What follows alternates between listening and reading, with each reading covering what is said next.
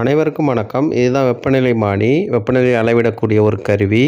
இதில் இந்த அறையோடைய வெப்பநிலை பார்த்திங்கன்னா 30 டிகிரி செல்சியஸ் இருக்கும். அந்த சிவப்பு கோடு 30 டிகிரியில் இருக்கும். இதை வெப்பப்படுத்தும் போது அதிகமாகும்.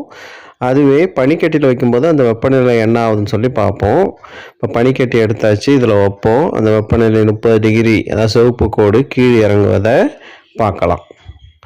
30, 20, 10 டிகிரி, கடைசி அந்த சிவப்பு கோடு கீழே இறங்குவதையும் வெப்பநிலை குறைவதையும் அந்த வெப்பநிலை மானியில் பார்க்கலாம். கடைசியாக பார்த்தீங்கன்னா பனிக்கட்டின் வெப்பநிலை ஒரு 4 டிகிரி 3 டிகிரியில் வந்து நிற்கிறத பார்க்கலாம்.